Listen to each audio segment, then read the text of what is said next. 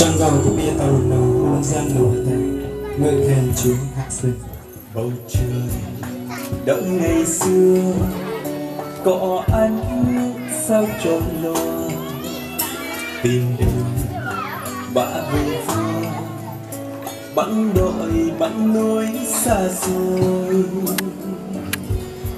Họ theo ánh sao đưa đường tìm hai giấy Giêsu ra đời tại Bethlehem mang con nghèo nàn. Ngục đồng cánh bay chim thiên sứ loan tin họ vội đến chuông chiên tôn thờ con thánh xanh xa. Chuông chiên tối tăm đêm hẹn hài nhi Chúa sanh ra đời tại màn có xưa. Chúa ra đời vì ai? Người khen dân Chúa trên trời cao, Ngài đã đến thế gian ô tôi. Người khen con thánh trên trời cao, Ngài đã xuống nơi trần thế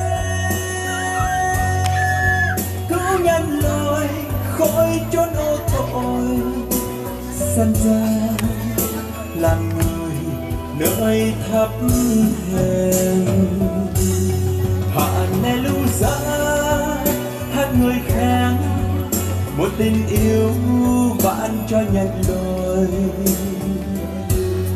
Hallelujah, hát người khen Giêsu đến và chết thế. Chúa Giêsu đã hy sinh trên thập hiên.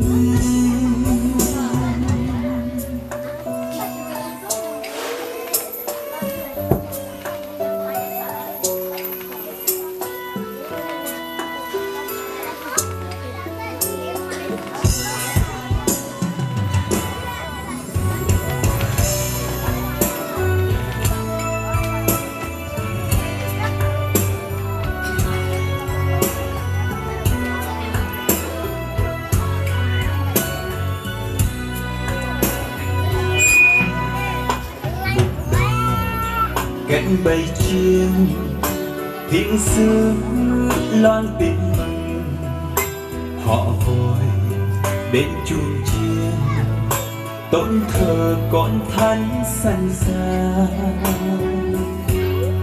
Chuông chiên tối tăm đêm hẹn hài nhi Chúa sanh ra đời tại màn có xưa. Chúa ra đời vì ai? Người khen dân Chúa trên trời cao, Ngài đã đến thế gian ô tôi. Người khen con thánh trên trời cao, Ngài đã xuống nơi trần thế